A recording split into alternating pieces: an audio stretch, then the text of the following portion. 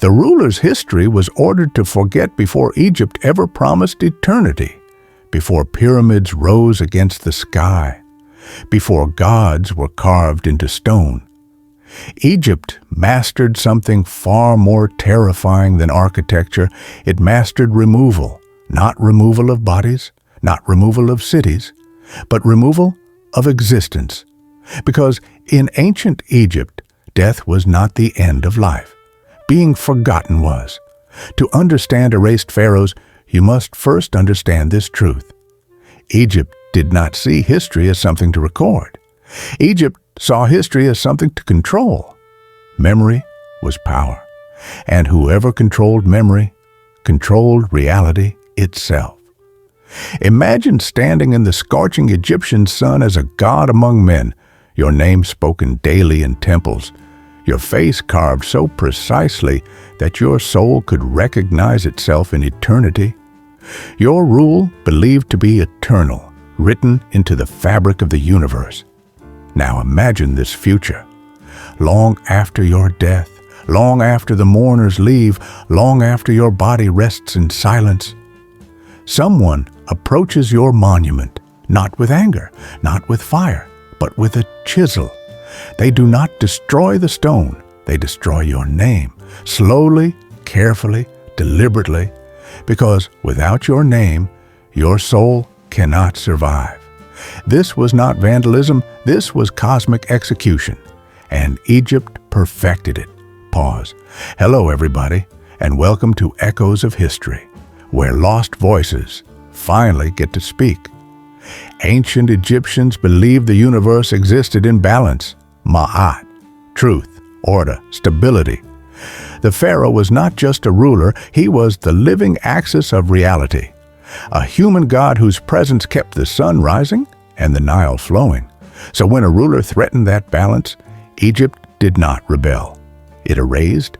Egyptians believed the soul depended on three pillars: the Ren, the name, the Ka, the life force, and the Ba, the personality. Destroy the name, and eternity collapses. So Egypt developed a system so effective that even modern historians struggle to reconstruct the truth. They erased names from king lists.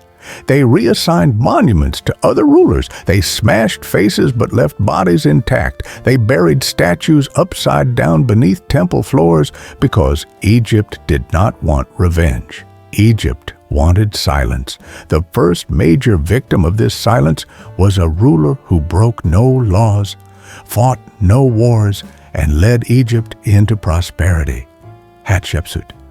She ruled longer and more successfully than many male pharaohs. Trade routes expanded, monuments rose, peace reigned. But Hatshepsut committed the ultimate crime. She ruled openly, as a woman. At first, Egypt tolerated her.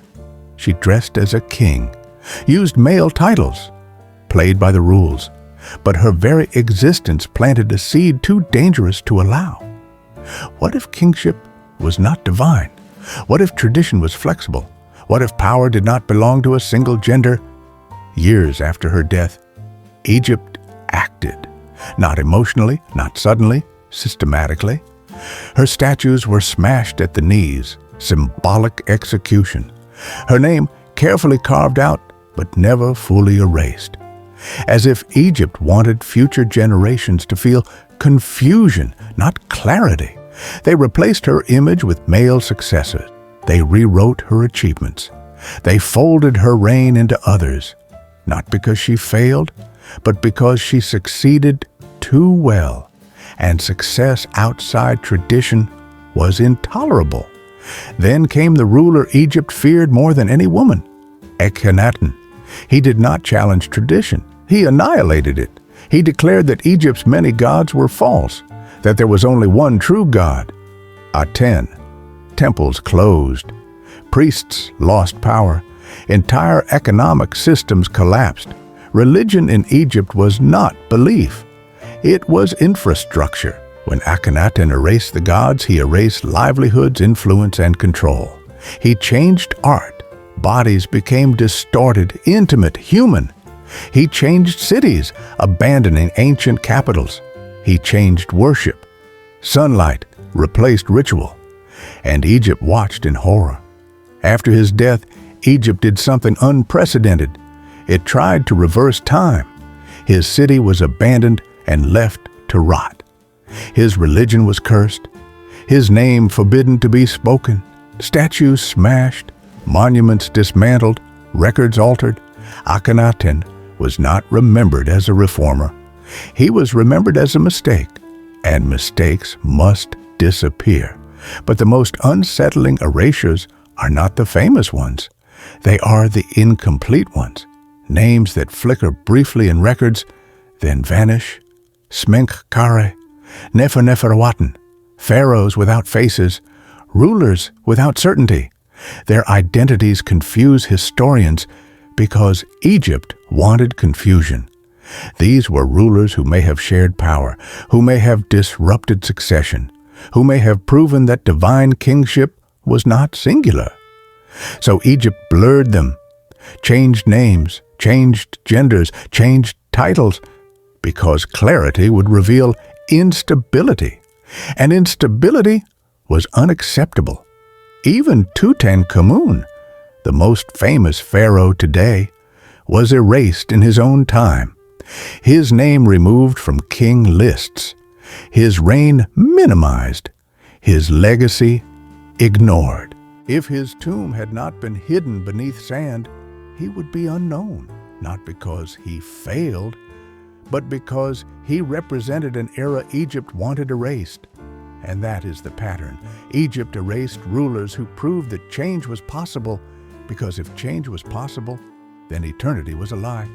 And if eternity was a lie, then Egypt's entire belief system collapsed. So Egypt chose memory over truth. And here is the most disturbing realization of all. Egypt succeeded. We only know fragments, broken names, missing reigns, erased centuries, which leads to a final question that refuses to stay buried. If one of humanity's greatest civilizations edited its own history so completely, how much of human history has been deliberately rewritten? Because civilizations that control memory control reality, and some echoes are only now beginning to speak.